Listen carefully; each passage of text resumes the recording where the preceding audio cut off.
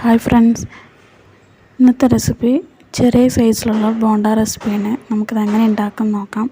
അതിന് വേണ്ടിയിട്ട് ഞാനൊരു 1.5 കപ്പ് അളവിൽ ഇഡ്ഡലി മാവ് എടുത്തിട്ടുണ്ട്. ദോശമാവ്, ഇഡ്ഡലി മാവ് ഏത് വേണമെങ്കിലും എടുക്കാം. 1.5 കപ്പ് എടുത്തിട്ടുണ്ട്. അതിലേക്ക് എരിവിനനുസരിച്ച് പച്ചമുളക് കട്ട് ചെയ്ത് ചേർത്ത് കൊടുക്കുക. ഞാൻ ഇവിടെ 4-5 പച്ചമുളക് ചേർത്ത് കൊടുത്തിട്ടുണ്ട്. അതിനുശേഷം ഒരു സബോള ചെറുതായിട്ട് കട്ട് ചെയ്തത് അതിലേക്ക് ചേർത്ത് കൊടുക്കുക. കുറച്ച് പെരുങ്കായപ്പൊടി ചേർത്ത് കൊടുക്കുക. കുറച്ച് മല്ലിയില, കറിവേപ്പിൻ്റെയും കുറച്ച് ചേർത്ത് കൊടുക്കുക. എൻ്റെ അടുത്ത് ഇല്ലാത്തത് കൊണ്ട് ഞാൻ ചേർത്തിട്ടില്ല. ഇനി ഇതെല്ലാം കൂടി കൈ കൊണ്ട് മിക്സ് ചെയ്തെടുക്കുക. ഞാനിതിൽ ബേക്കിംഗ് സോഡ ചേർക്കുന്നില്ല. നിങ്ങൾക്ക് വേണമെന്നുണ്ടെങ്കിൽ 1/4 ടീസ്പൂൺ അളവിൽ ബേക്കിംഗ് സോഡ ചേർത്ത് കൊടുക്കാം. ഇനി ഇതിലേക്ക് കുറച്ച് റവ ചേർത്ത് കൊടുക്കണം. ഞാൻ ഇപ്പോൾ ഇവിടെ 1/2 കപ്പ് റവ എടുത്തിട്ടുണ്ട്. അത് കുറേശ്ശെയായിട്ട് ചേർത്ത് കൊടുത്ത് മിക്സ് ചെയ്തെടുക്കുക. നിങ്ങളുടെ മാവിൻ്റെ അളവിനനുസരിച്ച് നിങ്ങൾ ഇത് ചേർത്ത് കൊടുക്കണം. ഇപ്പോൾ ദോശമാവാണെന്നെങ്കിൽ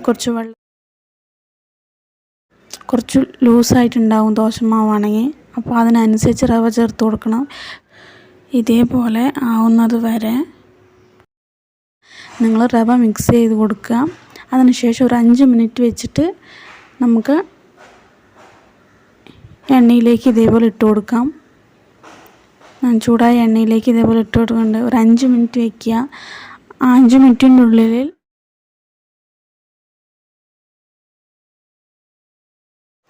റവ ഇട്ടതുകൊണ്ട് മാവ് നല്ലോണം കട്ടിയായി വന്നിട്ടുണ്ടെങ്കിൽ കുറച്ച് നിങ്ങൾ വെള്ളം ചേർത്ത് കൊടുക്കാം. മാവിൽ ഉപ്പുള്ളത് കൊണ്ട് ഞാൻ ഉപ്പ് ചേർത്തിട്ടില്ല. നിങ്ങൾക്ക് മാവിൽ ഉപ്പില്ലാത്തതാണെന്നുണ്ടെങ്കിൽ ഉപ്പ് ചേർത്ത് കൊടുക്കുക. ഇതിപ്പോൾ ഞാൻ ഫസ്റ്റ് ലെവലിൽ ഞാൻ കോരി എടുത്ത് വെച്ചിട്ടുണ്ട്.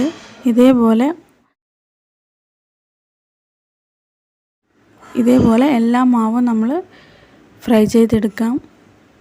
ഈസിയാണ്, നല്ല ടേസ്റ്റിയുമാണ്. സിമ്പിളായിട്ട് വീട്ടിലുള്ള